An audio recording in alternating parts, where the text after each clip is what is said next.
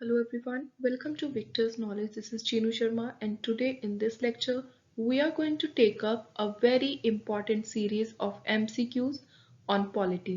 So ਜਿਹੜੇ MCQs ਨੇ ਇਹ ਸਾਰੇ एग्जाम्स ਦੇ ਲਈ ਬਹੁਤ ਹੀ ਜ਼ਿਆਦਾ important ਹੈ, especially for those students who are preparing for PPSC exams of नायब तहसीलदार as well as cooperative societies inspector.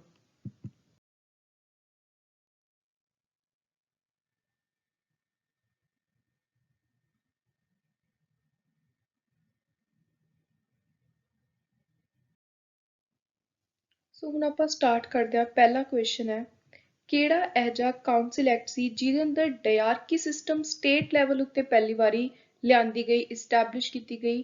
ਸੋ ਡਾਇਆਰਕੀ ਸਿਸਟਮ ਦਾ ਮਤਲਬ ਹੈ ਡੂਅਲ ਗਵਰਨਮੈਂਟ, ਦੋ ਤਰ੍ਹਾਂ ਦੀ ਸਰਕਾਰ ਹੈ ਜਿਹੜੀ ਉਹ ਆਰਗੇਨਾਈਜੇਸ਼ਨ ਨੂੰ, ਐਡਮਿਨਿਸਟ੍ਰੇਸ਼ਨ ਨੂੰ, ਲੋਕਾਂ ਨੂੰ ਚਲਾਉਂਦੀ ਹੈ।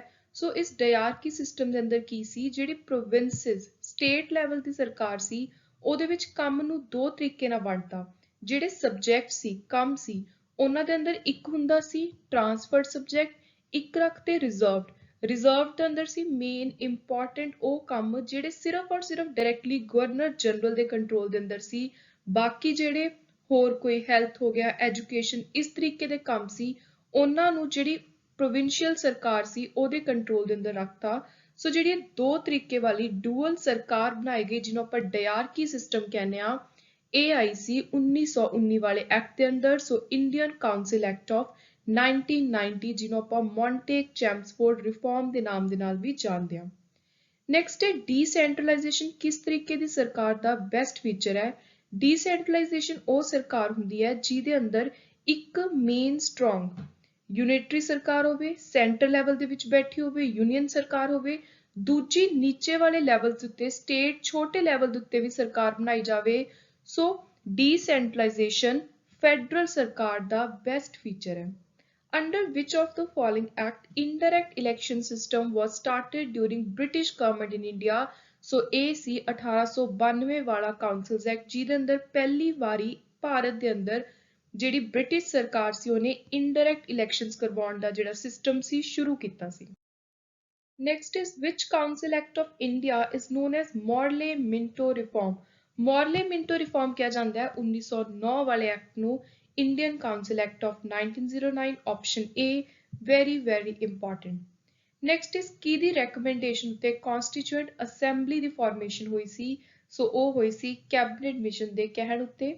Next ਹੈ ਕਿਹੜੇ ਐਕਟ ਦੇ ਵਿੱਚ ਇੱਕ separate representative ਦੀ provision ਤਿਆਰ ਕੀਤੀ ਗਈ ਸੀ ਪਹਿਲੀ ਵਾਰੀ ਕਿ ਜਿਹੜੇ ਮੁਸਲਿਮਸ ਨੇ ਉਹਨਾਂ ਦੇ ਲਈ ਅਲੱਗ ਤੋਂ ਇਲੈਕਟੋਰੇਟਸ ਹੋਣ, ਉਹਨਾਂ ਨੂੰ ਅਲੱਗ ਤੋਂ ਜਗ੍ਹਾ ਮਿਲੇ, ਅਲੱਗ ਤੋਂ ਇਲੈਕਸ਼ਨਸ ਕਰਵਾਈਆਂ ਜਾਣ।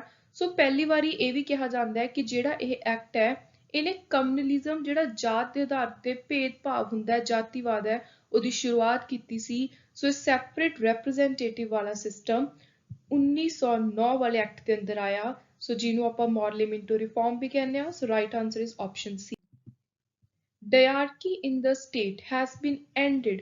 ਸੋ diarchy ਆਪਾਂ ਨੇ ਪਹਿਲਾਂ ਹੀ ਕੁਐਸਚਨ ਕੀਤਾ ਸੀ ਕਿ ਜਿਹੜਾ 1919 ਵਾਲਾ ਐਕਟ ਸੀ ਉਹਦੇ ਅੰਦਰ ਇਹਦੀ ਸ਼ੁਰੂਆਤ ਹੋਈ ਸਟੇਟ ਲੈਵਲ ਤੇ। ਹੁਣ ਕੁਐਸਚਨ ਹੈ ਕਿ ਇਹ ਖਤਮ ਕਿਹੜੇ ਐਕਟ ਦੇ ਅੰਦਰ ਹੋਈ। ਸੋ diarchy ਖਤਮ ਕੀਤੀ ਗਈ ਗਵਰਨਮੈਂਟ ਆਫ ਇੰਡੀਆ ਐਕਟ 1935 ਦੇ ਅੰਦਰ, ਆਪਸ਼ਨ ਡੀ। ਪਹਿਲੀ ਵਾਰੀ ਕਿਹੜੇ ਰਿਫਾਰਮ ਦੇ ਅੰਦਰ ਔਰਤਾਂ ਨੂੰ ਵੋਟ ਪਾਉਣ ਦਾ ਅਧਿਕਾਰ ਦਿੱਤਾ ਗਿਆ? Which one of the following reform has provided the right to voting of female for the first time? ਸੋ ਇਹ 1919 ਵਾਲੇ ਐਕਟ ਦੇ ਅੰਦਰ ਹੋਇਆ ਜਿਹਨੂੰ ਮੌਂਟੇਕ ਚੈਮਸਫੋਰਡ ਰਿਫਾਰਮ ਕਹਿੰਦੇ ਆ। ਨੈਕਸਟ ਇਜ਼ ਕਿਹੜੇ ਐਕਟ ਦੇ ਅੰਦਰ ਇੰਡੀਅਨ ਕਾਉਂਸਲ ਜਿਹੜਾ ਉਹ ਖਤਮ ਕਰ ਦਿੱਤਾ ਗਿਆ ਸੀ? ਸੋ ਉਹ ਕੀਤਾ ਸੀ 1935 ਵਾਲੇ ਗਵਰਨਮੈਂਟ ਆਫ ਇੰਡੀਆ ਐਕਟ ਦੇ ਅੰਦਰ। ਦੋ ਆਜ਼ਾਦ ਦੇਸ਼ ਇੰਡੀਆ ਤੇ ਪਾਕਿਸਤਾਨ ਕਿਹੜੇ ਐਕਟ ਨੇ ਫਾਰਮ ਕੀਤੇ? ਸੋ ਇਹਨੂੰ ਤਿਆਰ ਕੀਤਾ ਇੰਡੀਅਨ ਇੰਡੀਪੈਂਡੈਂਸ ਐਕਟ ਆਫ 1947। ਸੋ ਇਹ ਜਿਹੜਾ ਐਕਟ ਜਿਹੜਾ ਆਧਾਰ ਬਣਿਆ ਸੀ, ਬੇਸ ਬਣਿਆ ਸੀ ਭਾਰਤ ਪਾਕਿਸਤਾਨ ਦੀ ਪਾਰਟੀਸ਼ਨ ਦਾ, ਜਿਹਦੇ ਨਾਲ ਇਹ ਦੋ ਅਲੱਗ ਇੰਡੀਪੈਂਡੈਂਟ ਦੇਸ਼ ਬਣੇ। ਸੋ ਇਹ ਹੈ 1947 ਵਾਲਾ act, option D. On the basis of cabinet mission recommendation, ਆਪਾਂ ਨੇ ਪਿੱਛੇ ਕੀਤਾ ਸੀ ਕਿ ਕਨਸਟੀਟਿਊਂਟ ਅਸੈਂਬਲੀ ਕਿਹਦੀ ਰეკਮੈਂਡੇਸ਼ਨ ਦੇ ਆਧਾਰ ਉੱਤੇ ਬਣੀ ਸੀ? ਸੋ ਉੱਥੇ ਆਪਣਾ ਆਨਸਰ ਸੀ ਕੈਬਨਿਟ ਮਿਸ਼ਨ। ਹੁਣ ਕੁਐਸਚਨ ਹੈ ਕਿ ਕਦੋਂ ਬਣੀ? ਸੋ ਕਨਸਟੀਟਿਊਂਟ ਅਸੈਂਬਲੀ ਬਿਲਡ ਕੀਤੀ ਗਈ ਜੁਲਾਈ 1946 ਵਿੱਚ, ਆਪਸ਼ਨ ਏ। ਕਨਸਟੀਟਿਊਂਟ ਅਸੈਂਬਲੀ ਦੀ ਪਹਿਲੀ ਮੀਟਿੰਗ ਕਦੋਂ ਹੋਈ? So the meeting date is very, very important. It was on 9th December 1946, option C. Next 13th question, where was the first meeting of Constituent Assembly held? So it was held in Mumbai, option C. ਆਰਜੀ ਤੌਰ ਤੇ temporary ਪ੍ਰੈਜ਼ੀਡੈਂਟਸ਼ਿਪ ਕਿਹਨੂੰ ਦਿੱਤੀ ਗਈ ਸੀ ਕਨਸਟੀਟਿਊਂਟ assembly ਦੀ ਸੋ ਉਹ ਦਿੱਤੀ ਸੀ ਸਚਿਦਾਨੰਦ ਸਿਨਹਾ ਜੀ ਨੂੰ option B which of the following princely state representative did not participate in constituent assembly constituent assembly ਦੇ ਵਿੱਚ ਜਿਹਨੇ participate ਨਹੀਂ ਕੀਤਾ ਸੀ ਉਹ ਸੀ Hyderabad option B Indian constituent assembly ਦੇ ਪਹਿਲੇ ਚੇਅਰਮੈਨ ਕੌਣ ਬਣੇ very important and basic question ਸੋ ਪਹਿਲੇ ਚੇਅਰਮੈਨ ਬਣਾਏ ਗਏ ਸੀ ਡਾਕਟਰ ਰਾਜੇਂਦਰ ਪ੍ਰਸਾਦ ਆਪਸ਼ਨ ਸੀ ਜਦੋਂ ਕਨਸਟੀਟਿਊਂਟ ਅਸੈਂਬਲੀ ਦੀ ਡਰਾਫਟਿੰਗ ਕਮੇਟੀ ਸੰਵਿਧਾਨ ਬਣਾਉਣ ਦੇ ਲਈ ਤਿਆਰ ਕੀਤੀ ਗਈ ਉਹਦੇ ਚੇਅਰਮੈਨ ਕੌਣ ਬਣੇ ਸੋ ਡਰਾਫਟਿੰਗ ਕਮੇਟੀ ਦੇ ਚੇਅਰਮੈਨ ਸੀ doctor BR Ambedkar option B very important constituent assembly ਦੇ ਵਿੱਚ ਕੁੱਲ ਔਰਤਾਂ ਕਿੰਨੀਆਂ ਸੀ ਵਿਮਨਸ ਦਾ ਕਿੰਨਾ ਨੰਬਰ ਸੀ so total number of women were 15 in the constituent assembly option D Who prepared the draft? Constituent Assembly ਦਾ draft ਕਿਨੇ ਤਿਆਰ ਕੀਤਾ ਸੀ ਸੋ ਉਹ ਕੀਤਾ ਸੀ BN Rao option A key of the constitution ਕਿਹਨੂੰ ਕਿਹਾ ਜਾਂਦਾ ਹੈ ਇਹ ਜੀ ਚੀਜ਼ ਇਹ ਕਿਹਾ ਜਾਂਦਾ ਹੈ ਕਿ ਇਹ ਜੀ ਚਾਬੀ ਹੈ ਜਿਹਦੇ ਤੋਂ ਬਿਨਾਂ ਸੰਵਿਧਾਨ ਨੂੰ ਆਪਾਂ ਸ਼ੁਰੂ ਹੀ ਨਹੀਂ ਕਰ ਸਕਦੇ ਖੋਲ ਹੀ ਨਹੀਂ ਸਕਦੇ ਸੋ ਸੰਵਿਧਾਨ ਨੂੰ ਖੋਲਣ ਦੇ ਲਈ ਸਭ ਤੋਂ ਪਹਿਲਾਂ ਆਪਾਂ ਕੀ ਚੀਜ਼ ਦੇਖਦੇ ਹਾਂ ਪ੍ਰੀਐਂਬਲ ਇਹਨੂੰ ਇੰਟਰੋਡਕਟਰੀ ਪਾਰਟ ਵੀ ਕਿਹਾ ਜਾਂਦਾ ਹੈ So preamble ਤੋਂ ਹੀ ਸ਼ੁਰੂਆਤ ਹੁੰਦੀ ਹੈ ਸੰਵਿਧਾਨ ਦੀ option B is the right answer. According to first article of Indian Constitution, India is ਜਿਹੜਾ ਸੰਵਿਧਾਨ ਦਾ ਪਹਿਲਾ ਆਰਟੀਕਲ ਹੈ ਉਹਦੇ ਵਿੱਚ ਕੀ ਲਿਖਿਆ ਹੋਇਆ ਹੈ ਸੋ ਉਹਦੇ ਵਿੱਚ ਲਿਖਿਆ ਹੋਇਆ ਹੈ ਕਿ ਇੰਡੀਆ ਸਟੇਟਸ ਦਾ ਇੱਕ ਇਕੱਠ ਹੈ ਜੋੜ ਹੈ ਯੂਨੀਅਨ ਹੈ so India is a union of state. Next come very important and most repetitive question ਬਾਰ-ਬਾਰ ਐਗਜ਼ਾਮ ਵਿੱਚ ਇਹ ਕੁਐਸਚਨ ਆਉਂਦਾ ਭਾਰਤ ਦੇ ਸੰਵਿਧਾਨ ਦੀ ਸੋਲ ਕਿਹਨੂੰ ਕਿਹਾ ਜਾਂਦਾ ਹੈ ਆਤਮਾ ਸੋ ਉਹ ਹੈ ਕਨਸਟੀਟਿਊਸ਼ਨਲ ਰੈਮੇਡੀ ਦਾ ਰਾਈਟ ਜਿਹਦੇ ਅੰਤਰਗਤ ਆਪਾਂ ਰਿਟਸ ਪਾਉਨੇ ਆ ਆਪਣੇ ਫੰਡਾਮੈਂਟਲ ਰਾਈਟਸ ਦੀ ਇਨਫੋਰਸਮੈਂਟ ਕਰਵਾਉਨੇ ਆ so option D constitutional remedy ਦਾ ਰਾਈਟ ਸੋਲ ਹੈ ਇੰਡੀਅਨ ਕਨਸਟੀਟਿਊਸ਼ਨ ਦਾ ਨੈਕਸਟ ਹੈ ਜਿਹੜੀ ਪ੍ਰੋਵੀਜ਼ਨਲ ਕੈਬਨਿਟ ਤਿਆਰ ਹੋਈ ਸੀ ਭਾਰਤ ਦੀ ਉਹਦੇ ਫਾਈਨੈਂਸ ਮਿਨਿਸਟਰ ਕੌਣ ਬਣਾਏ ਗਏ ਸੀ ਸੋ ਫਾਈਨੈਂਸ ਮਿਨਿਸਟਰ ਸੀ Liaquat Ali Khan option Who among the following was constitutional advisor? So draft ਵੀ ਇਹਨਾਂ ਨੇ ਕੀਤੀ ਸੀ ਤੇ advisor ਵੀ ਇਹੀ ਸੀ doctor BN Rao very important option A. Constitutional Day of India ਕਿਸ ਦਿਨ ਸੈਲੀਬ੍ਰੇਟ ਕੀਤਾ ਜਾਂਦਾ ਹੈ ਸੋ ਇਹ ਨੂੰ ਆਪਾਂ ਕਰਦੇ ਹਾਂ 26 ਨਵੰਬਰ ਨੂੰ option C.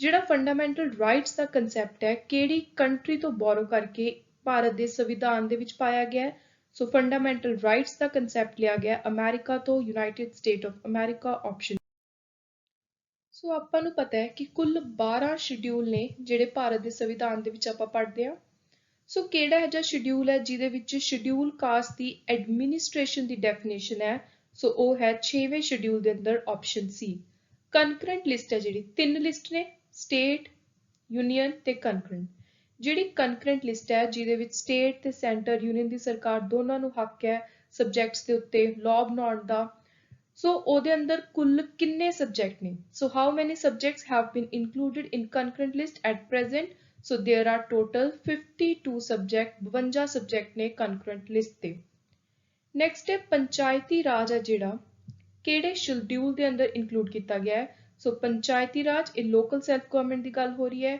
ਇਹਦੇ ਲਈ ਹੈ 11ਵਾਂ schedule very important for exam option C is the right answer ਕਿਹੜੇ ਸਾਲ ਦੇ ਵਿੱਚ ਜਿਹੜੀਆਂ ਇੰਡੀਅਨ ਸਟੇਟਸ ਨੇ ਉਹਨਾਂ ਨੂੰ ਲੈਂਗੁਏਜ ਦੇ ਆਧਾਰ ਦੇ ਉੱਤੇ ਰੀਆਰਗੇਨਾਈਜ਼ ਕੀਤਾ ਗਿਆ ਆਜ਼ਾਦੀ ਤੋਂ ਬਾਅਦ ਦੁਬਾਰਾ ਤੋਂ ਉਹਨਾਂ ਦਾ ਜਿਹੜਾ ਇੱਕ ਪ੍ਰੋਪਰ ਰੀਸਟਰਕਚਰਿੰਗ ਹੈ ਉਹ ਕੀਤੀ ਗਈ ਸੋ ਲੈਂਗੁਏਜ ਦੇ ਆਧਾਰ ਦੇ ਉੱਤੇ ਰੀਆਰਗੇਨਾਈਜੇਸ਼ਨ ਹੋਈ ਸੀ 1956 ਵਿੱਚ ਆਪਸ਼ਨ ਸੀ ਨੈਕਸਟ ਹੈ ਕਿਹੜੇ ਸ਼ਡਿਊਲ ਦੇ ਅੰਦਰ ਸੰਵਿਧਾਨ ਦੀਆਂ 22 ਇੰਡੀਅਨ ਲੈਂਗੁਏਜਸ ਮੈਂਸ਼ਨ ਨੇ ਜਿਹਨੂੰ ਆਪਾਂ ਸ਼ਡਿਊਲ ਲੈਂਗੁਏਜਸ ਕਹਿ ਦਿੰਦੇ ਆ ਉਹਨੇ 8ਵੇਂ ਸ਼ਡਿਊਲ ਦੇ ਅੰਦਰ ਇਹ ਵੀ ਕੁਐਸਚਨ ਬਾਰ-ਬਾਰ ਐਗਜ਼ਾਮ ਵਿੱਚ ਰਿਪੀਟ ਹੁੰਦਾ ਹੈ ਸੋ ਲੈਂਗੁਏਜਸ ਦੀ ਗੱਲ ਹੋ ਰਹੀ ਹੈ 8th ਸ਼ਡਿਊਲ ਦੇ ਅੰਦਰ ਨੈਕਸਟ ਹੈ in which one of the following parts of constitutional fundamental rights have been mentioned so fundamental rights ਦੀ ਗੱਲ ਹੁੰਦੀ ਹੈ ਤੀਜੇ ਪਾਰਟ ਦੇ ਅੰਦਰ ਪਾਰਟ B ਆਰਟੀਕਲ 12 ਤੋਂ ਲੈ ਕੇ ਆਰਟੀਕਲ 35 ਤੱਕ ਪਾਰਟ 3 ਦੇ ਅੰਦਰ ਫੰਡਾਮੈਂਟਲ ਰਾਈਟਸ ਦੀ ਗੱਲ ਕਰਦੇ ਨੇ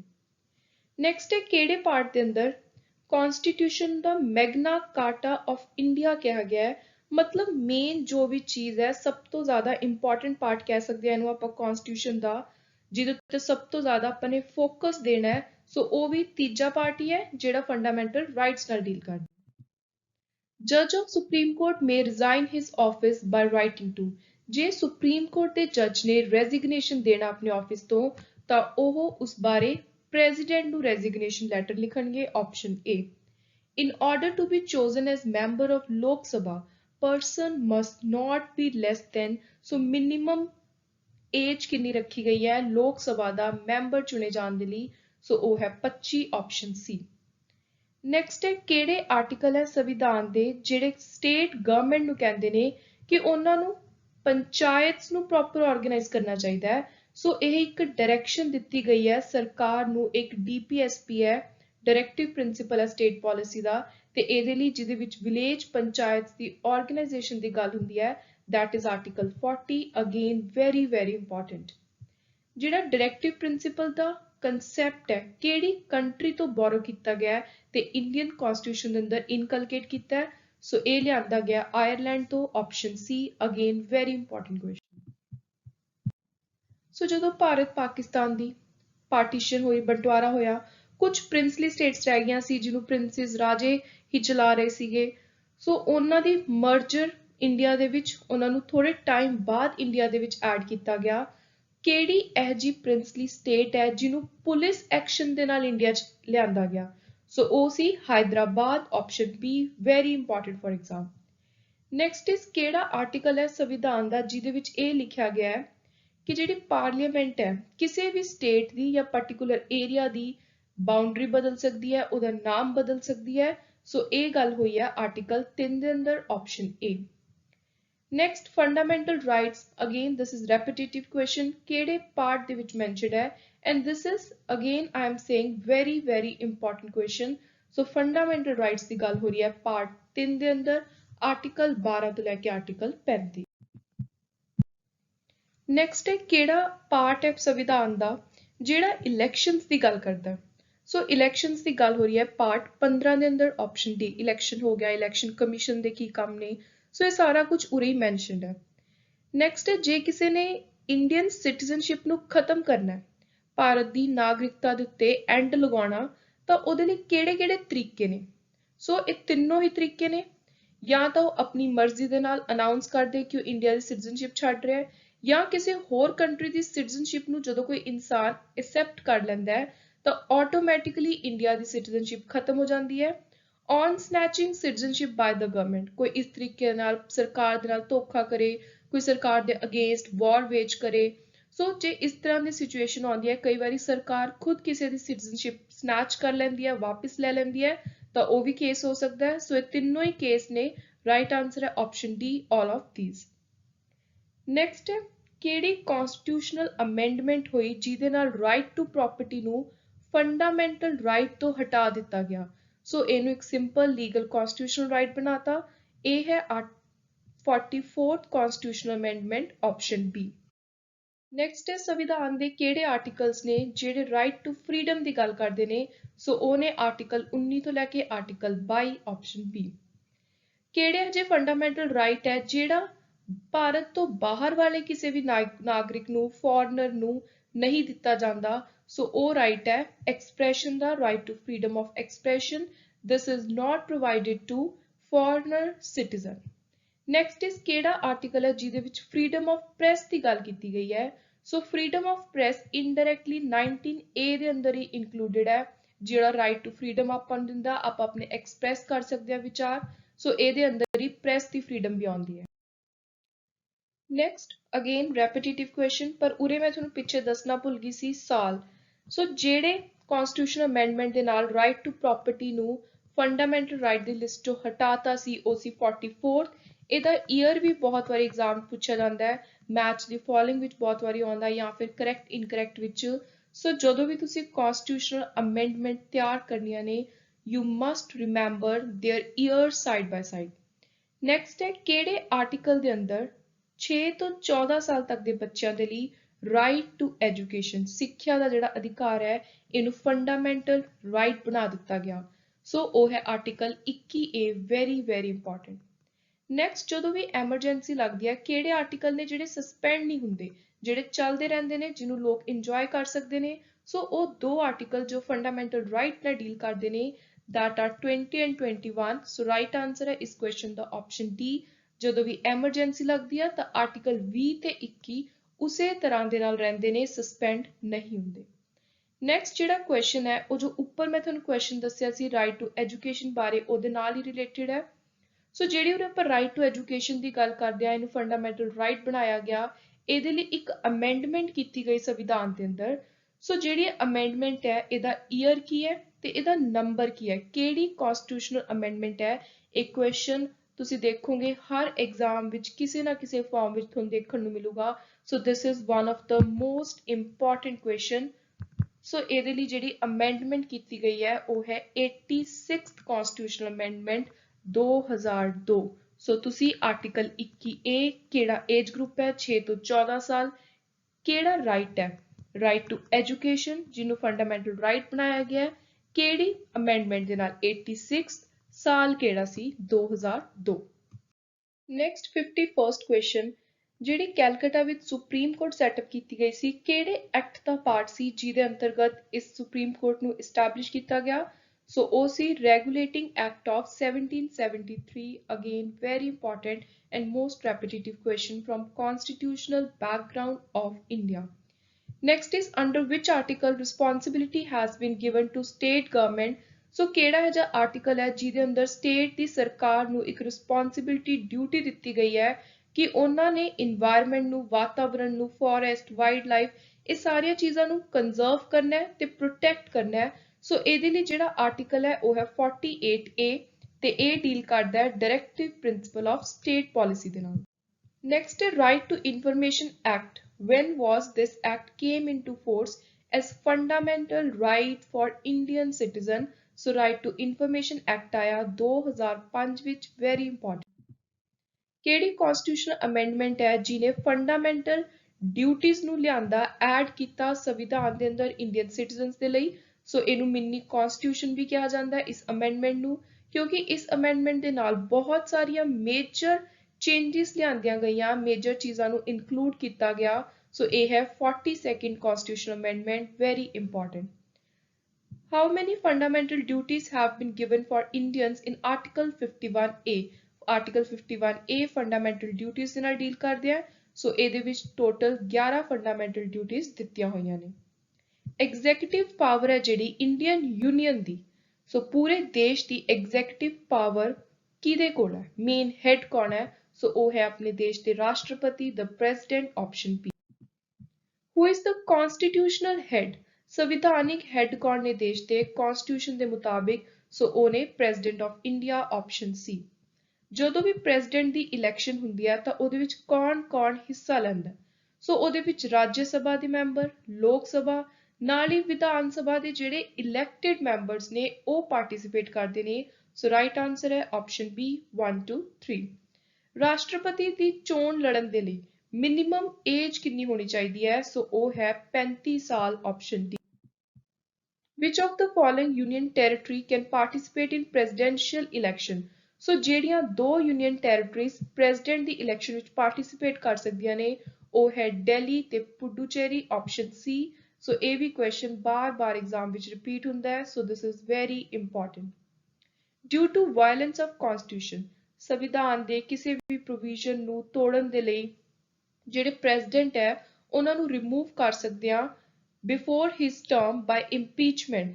ਕਿਹੜਾ ਆਰਟੀਕਲ ਹੈ ਜਿਹੜਾ ਪ੍ਰੈਜ਼ੀਡੈਂਟ ਦੀ ਇੰਪੀਚਮੈਂਟ ਦੀ ਗੱਲ ਕਰਦਾ ਹੈ? ਸੋ ਉਹ ਹੈ ਆਰਟੀਕਲ 61, ਆਪਸ਼ਨ ਸੀ।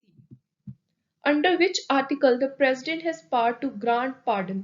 ਪ੍ਰੈਜ਼ੀਡੈਂਟ ਦੇ ਕੋਲ ਕਿਹੜੇ ਆਰਟੀਕਲ ਦੇ ਅੰਦਰ ਰਾਈਟ ਹੈ, ਪਾਵਰ ਹੈ ਕਿ ਉਹ ਕਿਸੇ ਦੀ ਜਿਹੜੀ ਪਨਿਸ਼ਮੈਂਟ ਹੈ, ਜੇਲ੍ਹ ਹੋਈ ਹੋਈ ਹੈ ਕਿਸੇ ਨੂੰ ਜਾਂ ਕੋਈ ਡੈਥ ਪੈਨਲਟੀ ਮਿਲੀ ਹੋਈ ਹੈ ਉਹਦੇ ਉੱਤੇ ਜਿਹੜੀ ਪਾਰਡਨ ਗ੍ਰਾਂਟ ਕਰ ਸਕਦੇ ਨੇ। ਸੋ ਇਹਦੀ ਅਲੱਗ-ਅਲੱਗ ਟਾਈਪਸ ਵੀ ਨੇ। ਸੋ that article is 72, option D। ਸੋ ਇਹ ਵੀ ਰੀਸੈਂਟਲੀ ਇੱਕ ਦੋ ਐਗਜ਼ਾਮ ਵਿੱਚ ਆਲਰੇਡੀ ਆ ਚੁੱਕਿਆ ਹੈ। So this is very important. ਜੇ ਪ੍ਰੈਜ਼ੀਡੈਂਟ ਦੀ ਪੋਸਟ ਖਾਲੀ ਹੋ ਜਾਵੇ ਕਿਸੇ ਵੀ ਕਾਰਨ ਕਰਕੇ ਤਾਂ ਕਿੰਨੇ ਦਿਨਾਂ ਦਾ ਸਮਾਂ ਹੈ ਜੋ ਕੰਪਲਸਰੀ ਹੈ ਜਿਹਦੇ ਅੰਦਰ ਅੰਦਰ ਉਸ ਪੋਜੀਸ਼ਨ ਨੂੰ ਦੁਬਾਰਾ ਤੋਂ ਫਿਲ ਕਰਨਾ। ਸੋ ਉਹ ਟਾਈਮ ਪੀਰੀਅਡ ਹੈ 6 ਮਹੀਨੇ। So within 6 months, the position that is vacant due to any cause of president has to be mandatorily filled again. Next is president ਦੇ impeachment ਵਾਲੇ process ਨੂੰ ਲੈ ਕੇ ਕਿਹੜੀ statement ਗਲਤ ਹੈ? ਸੋ ਇਹ ਹੈ ਆਪਸ਼ਨ A ਜਿਹਦੇ ਵਿੱਚ ਕਿਹਾ ਜਾ ਰਿਹਾ ਹੈ ਕਿ ਜਿਹੜੀ ਇੰਪੀਚਮੈਂਟ ਹੈ ਉਹਨੂੰ ਸਿਰਫ ਲੋਕ ਸਭਾ ਹੀ ਪ੍ਰੋਸੈਸ ਕਰ ਸਕਦੀ ਹੈ। So this statement is not correct with regard to impeachment process of president. ਕਿਹੜਾ ਆਰਟੀਕਲ ਹੈ ਜਿਹੜਾ ਇਹ ਕਹਿ ਰਿਹਾ ਵੀ ਪ੍ਰੈਜ਼ੀਡੈਂਟ ਲੋਕ ਸਭਾ ਦੇ ਵਿੱਚ ਐਂਗਲੋ ਇੰਡੀਅਨ ਮੈਂਬਰਸ ਨੂੰ ਨੋਮੀਨੇਟ ਕਰ ਸਕਦੇ ਨੇ? ਸੋ ਇਹ ਹੈ article 331 option B। Next is how many members can be nominated in Rajya Sabha by President? ਰਾਜ ਸਭਾ ਦੇ ਵਿੱਚ ਪ੍ਰੈਜ਼ੀਡੈਂਟ ਦੇ ਦੁਆਰਾ ਨੋਮੀਨੇਟ ਕੀਤੇ ਹੋਏ ਕੁੱਲ 12 ਮੈਂਬਰ ਹੁੰਦੇ ਨੇ ਆਪਸ਼ਨ D। ਐਗਜ਼ੈਕਟਿਵ ਤਾਂ ਜੇ ਗੱਲ ਕਰੀਏ ਦੇਸ਼ ਨੂੰ ਚਲਾਉਣ ਦੀ ਗੱਲ ਕਰੀਏ ਤਾਂ ਅਸਲੀ ਹੈਡ ਕੌਣ ਹੈ? ਉਰੇ ਹੁਣ ਆਪਾਂ ਕਨਸਟੀਟਿਊਸ਼ਨਲ ਹੈਡ ਦੀ ਗੱਲ ਨਹੀਂ ਕਰ ਰਹੇ, ਉਰੇ ਆਪਾਂ ਰੀਅਲ ਡੀ ਫੈਕਟੋ ਦੀ ਗੱਲ ਕਰ ਰਹੇ ਹਾਂ। ਸੋ ਉਹ ਹੈ ਪ੍ਰਾਈਮ ਮਿਨਿਸਟਰ ਆਪਸ਼ਨ B। ਜਿਹੜੀ ਕਾਉਂਸਲ ਹੈ ਮਿਨਿਸਟਰਸ ਦੀ ਕਿਹਨੂੰ ਜਵਾਬਦੇਹੀ ਹੈ, ਕਿਹਦੇ ਲਈ ਰਿਸਪੌਂਸਿਬਲ ਹੈ? ਸੋ ਉਹ ਹੈ ਲੋਕ ਸਭਾ ਦੇ ਲਈ option C। So next is ਜਿਹੜੀ ਫਾਈਨੈਂਸ ਕਮਿਸ਼ਨ ਹੈ ਉਹਦੀ ਫਾਰਮੇਸ਼ਨ ਕਿਹੜੇ ਆਰਟੀਕਲ ਦੇ ਅੰਦਰ ਹੈ? ਇਹ ਵੀ ਕੁਐਸਚਨ ਬਹੁਤ ਵਾਰ ਐਗਜ਼ਾਮ ਵਿੱਚ ਰਿਪੀਟ ਹੁੰਦਾ ਹੈ। So it is really important. The article is 280 option B।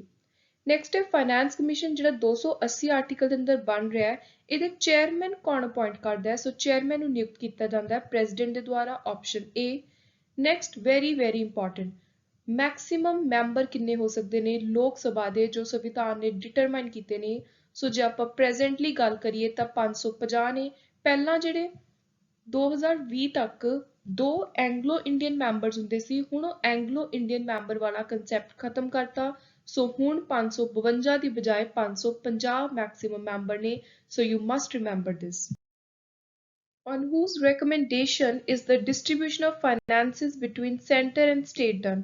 So center ਤੇ state ਦੇ ਵਿਚਕਾਰ ਜਿਹੜੇ finance ਪੈਸੇ ਦੇ ਬंटवारा ਹੁੰਦਾ ਹੈ, distribution ਹੁੰਦਾ ਹੈ, ਉਹ finance commission ਦੀ recommendation ਦੇ ਉੱਤੇ ਹੁੰਦਾ ਹੈ। ਸੋ option B ਇਹਦਾ ਸਹੀ ਉੱਤਰ ਹੈ। ਕਿਹੜਾ ਆਰਟੀਕਲ ਹੈ ਸੰਵਿਧਾਨ ਦਾ ਜਿਹੜਾ ਕਹਿੰਦਾ ਵੀ ਐਗਜ਼ੈਕਟਿਵ ਤੇ ਜੁਡੀਸ਼ਰੀ ਆਪਸ ਦੇ ਵਿੱਚ ਬਿਲਕੁਲ ਅਲੱਗ ਨੇ, ਦੋਨੋਂ ਇੰਡੀਪੈਂਡੈਂਟਲੀ ਆਪਣਾ ਆਪਣਾ ਸਹੀ ਤਰੀਕੇ ਨਾਲ ਕੰਮ ਕਰਨਗੇ? ਸੋ ਉਹ ਕਹਿ ਰਿਹਾ article 50 separation of executive and judiciary option B।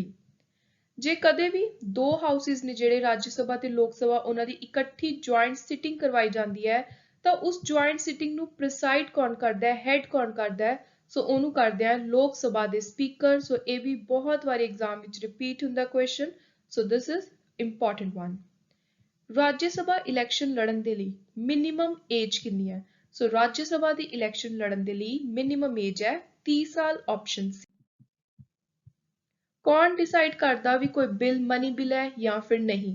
ਸੋ ਕੋਈ ਵੀ ਬਿੱਲ ਮਨੀ ਬਿੱਲ ਹੈ ਜਾਂ ਨਹੀਂ ਇਹਦਾ ਡਿਸੀਜਨ ਵੀ ਲੈਂਦੇ ਆ ਲੋਕ ਸਭਾ ਦੇ ਸਪੀਕਰ। ਤੇ ਮਨੀ ਬਿੱਲ ਨੂੰ ਲੈ ਕੇ ਜੋ ਵੀ ਇੰਪੋਰਟੈਂਟ ਪਾਰਟਸ ਨੇ ਉਹ ਲੋਕ ਸਭਾ ਦੇ ਕੋਲ ਹੀ ਹੁੰਦੀਆਂ ਨੇ, ਕਿਉਂਕਿ ਜਿਹੜਾ ਮਨੀ ਬਿੱਲ ਹੈ ਉਹ ਸਭ ਤੋਂ ਪਹਿਲਾਂ ਲੋਕ ਸਭਾ ਦੇ ਵਿੱਚ ਹੀ ਇੰਟਰੋਡਿਊਸ ਕੀਤਾ ਜਾਂਦਾ ਹੈ। ਸੋ ਇਹ 2-3 ਇੰਪੋਰਟੈਂਟ ਫੈਕਟ ਤੁਸੀਂ ਯਾਦ ਰੱਖਣੇ ਆ with regard to money bill. Next is public account committee ਹੈ ਜਿਹੜੀ ਪਾਰਲੀਮੈਂਟ ਦੀ, ਉਹਦੇ ਚੇਅਰਮੈਨ ਨੂੰ ਕੌਣ ਨਿਯੁਕਤ ਕਰਦਾ ਹੈ? ਸੋ ਪਬਲਿਕ ਅਕਾਊਂਟ ਕਮੇਟੀ ਦੇ ਚੇਅਰਮੈਨ ਨੂੰ ਵੀ ਅਪਾਇੰਟ ਕਰਦੇ ਆ ਲੋਕ ਸਭਾ ਦੇ ਸਪੀਕਰ ਆਪਸ਼ਨ C। ਲੋਕ ਸਭਾ ਦੇ ਪਹਿਲੇ ਸਪੀਕਰ ਕੌਣ ਸੀ? G.V. Mavalankar option D। Very important. ਇਹਨਾਂ ਚਾਰਾਂ ਦੇ ਵਿੱਚੋਂ ਕਿਹੜੀ ਸਟੇਟ ਹੈ ਜਿਹਦੇ ਵਿਧਾਨ ਸਭਾ ਦੇ ਵਿੱਚ ਸਭ ਤੋਂ ਜ਼ਿਆਦਾ ਮੈਂਬਰ ਨੇ, ਲਾਰਜ ਨੰਬਰ ਆਫ ਮੈਂਬਰਸ? ਸੋ ਉਹ ਨੇ UP ਦੇ option B। Parliament can make any law to implement to international treaty in any part or whole of India। ਸੋ ਜੇ ਪਾਰਲੀਮੈਂਟ ਚਾਹੇ ਤਾਂ ਕੋਈ ਵੀ ਲਾਅ ਬਣਾ ਸਕਦੀ ਹੈ ਜੇ ਉਹਨੇ ਕੋਈ ਵੀ ਇੰਟਰਨੈਸ਼ਨਲ ਲੈਵਲ ਦਾ ਅਗਰੀਮੈਂਟ ਹੈ, ਟ੍ਰੀਟੀ ਹੈ, ਉਹਨੂੰ ਚਾਹੇ ਪੂਰੇ ਦੇਸ਼ ਦੇ ਲਈ ਲਾਗੂ ਕਰਵਾਉਣਾ ਹੋਵੇ ਜਾਂ ਦੇਸ਼ ਦੇ ਕਿਸੇ ਇੱਕ ਹਿੱਸੇ ਦੇ ਲਈ।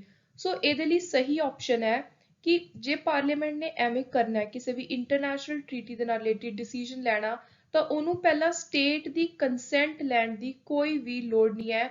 ਸੋ parliament can do this without the consent of any state. So ਇਹ ਵੀ ਰੀਸੈਂਟਲੀ ਇਸੇ ਸਾਲ ਇੱਕ ਪੰਜਾਬ ਗਵਰਨਮੈਂਟ ਦਾ ਐਗਜ਼ਾਮ ਹੋਇਆ ਸੀ, ਉਹਦੇ ਵਿੱਚ ਕੁਐਸਚਨ ਆਇਆ ਸੀ। So this is again very important. Which of the following state have no legislative council? So ਇਹ ਵੀ ਬਹੁਤ ਵਾਰੀ ਕੁਐਸਚਨ ਆਉਂਦਾ ਕਿ ਕਿਹੜੀਆਂ ਸਟੇਟਸ ਨੇ ਜਿਨ੍ਹਾਂ ਦੇ ਲੈਜਿਸਲੇਟਿਵ ਕਾਉਂਸਿਲ ਹੈਗੇ ਨੇ।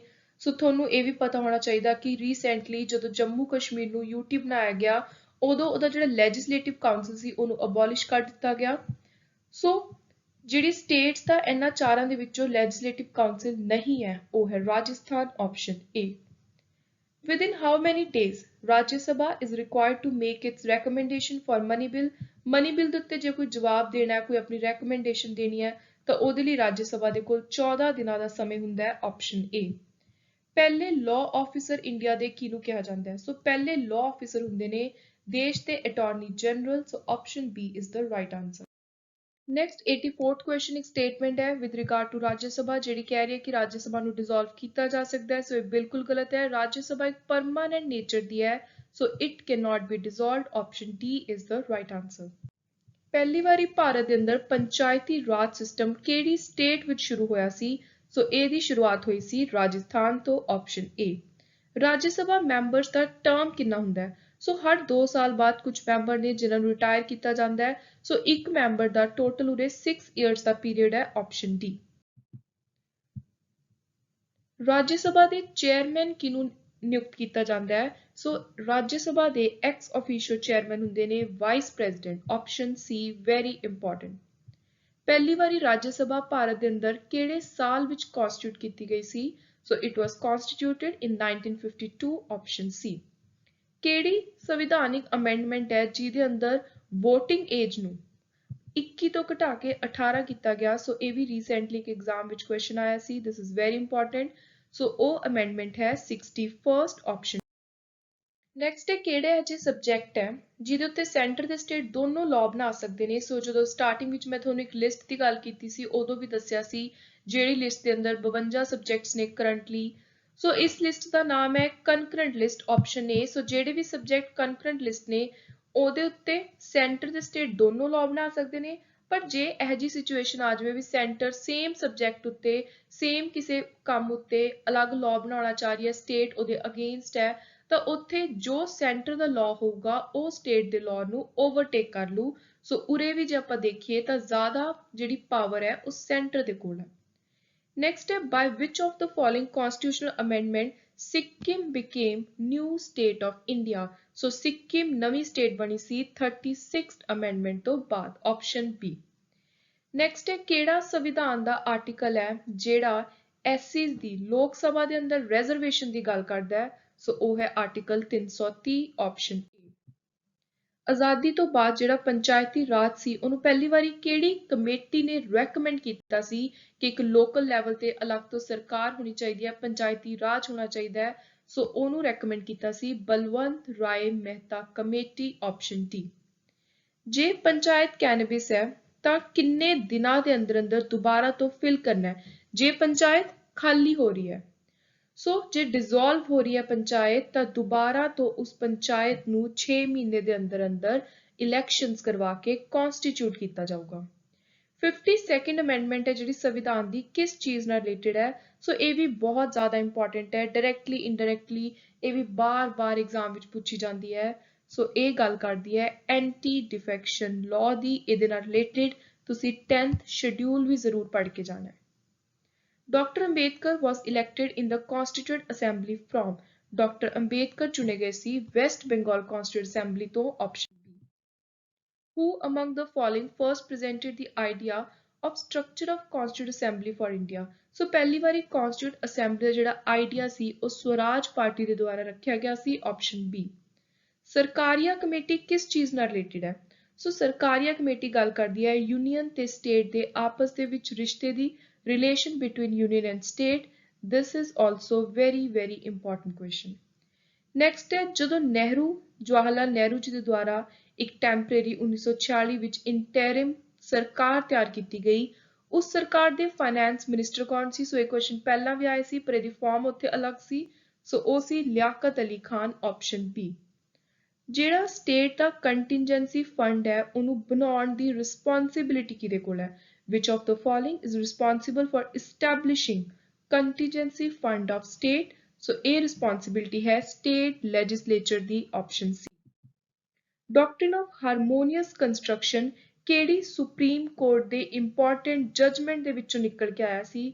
ਸੋ ਇਹਦੇ ਲਈ ਆਇਆ ਸੀ ਕੇਸ ਕੇਰਲਾ ਐਜੂਕੇਸ਼ਨ ਬਿੱਲ 1957 ਦਾ। ਇਹਨਾਂ ਚਾਰਾਂ ਦੇ ਵਿੱਚੋਂ ਫੰਡਾਮੈਂਟਲ ਡਿਊਟੀ ਕਿਹੜੀ ਨਹੀਂ ਹੈ? ਸੋ ਫੰਡਾਮੈਂਟਲ ਡਿਊਟੀ ਜੋ ਆਰਟੀਕਲ 51A ਦੇ ਅੰਦਰ ਹੈ, ਟੋਟਲ 11 ਨੇ। ਇਹਦੇ ਲਈ ਜਿਹੜੀ ਫੰਡਾਮੈਂਟਲ ਡਿਊਟੀ ਇਹਨਾਂ ਚਾਰਾਂ ਵਿੱਚੋਂ ਨਹੀਂ ਮੈਂਸ਼ਨਡ ਹੈ ਸੰਵਿਧਾਨ ਦੇ ਅੰਦਰ, ਉਹ ਹੈ ਸਰਕਾਰ ਦੀ ਰਿਸਪੈਕਟ ਕਰਨੀ, ਆਪਸ਼ਨ ਡੀ। ਸੋ ਇਹ ਕੋਈ ਫੰਡਾਮੈਂਟਲ ਡਿਊਟੀ ਮੈਂਸ਼ਨ ਨਹੀਂ ਹੈ। Which of the following fall under the purview of municipality? Municipality ਦੇ ਜਿਹੜੇ ਸਬਜੈਕਟਸ ਨੇ, ਕੰਮ ਨੇ, ਉਹਨਾਂ ਦੀ ਵੀ ਪ੍ਰੋਪਰ ਲਿਸਟ ਆਪਣੇ ਕੋਲ ਦਿੱਤੀ ਹੋਈ ਹੈ ਸੰਵਿਧਾਨ ਦੇ ਅੰਦਰ। ਪੰਚਾਇਤ ਦੀ ਅਲੱਗ ਤੋਂ ਲਿਸਟ ਹੈ। ਸੋ ਮਿਊਨਿਸਪੈਲਿਟੀ ਦੇ ਕੰਮ ਇਹਨਾਂ ਦੇ ਵਿੱਚੋਂ ਕਿਹੜੇ-ਕਿਹੜੇ ਨੇ? ਸੋ ਇਹ ਤਿੰਨੋਂ ਹੀ ਮਿਊਨਿਸਪੈਲਿਟੀ ਦੇ ਪਰਵਿਊ ਦੇ ਅੰਦਰ ਆਉਂਦੇ ਨੇ, ਚਾਹੇ ਇਕਨੋਮਿਕ ਤੇ ਸੋਸ਼ਲ ਡਿਵੈਲਪਮੈਂਟ ਦੀ ਪਲਾਨਿੰਗ ਕਰਨੀ ਹੈ, roads, bridges, slum improvement, upgradation. So right answer is option D. ਤੇ ਅੱਜ ਦੀ ਆਪਣੀ ਇਸ ਇੰਪੋਰਟੈਂਟ ਪੋਲਿਟੀ ਤੇ 100+ MCQ ਸੀਰੀਜ਼ ਦਾ ਲਾਸਟ ਕੁਐਸਚਨ ਹੈ, ਸਟੇਟ ਗਵਰਨਰ ਅਪਾਇੰਟ ਕਰਨ ਦੇ ਲਈ ਕਿਹੜੀਆਂ-ਕਿਹੜੀਆਂ ਕੁਆਲੀਫਿਕੇਸ਼ਨ ਜ਼ਰੂਰੀ ਨੇ? So which of the following are qualifications to be appointed as governor of a state? So ਉਹਦੇ ਲਈ ਭਾਰਤ ਦਾ ਨਾਗਰਿਕ ਹੋਣਾ ਜ਼ਰੂਰੀ ਹੈ। Should not be resident of state of which he or she works as governor. So ਇਹ qualification ਨਹੀਂ ਹੈ। Should have completed age of 35 years. So ਇਹ ਵੀ ਬਿਲਕੁਲ ਸਹੀ ਹੈ। So right answer ਹੈ option 1 and 3. B option is the right answer. So this was all about. I hope you liked the video. Keep supporting Victor's Knowledge. Thank you and good luck.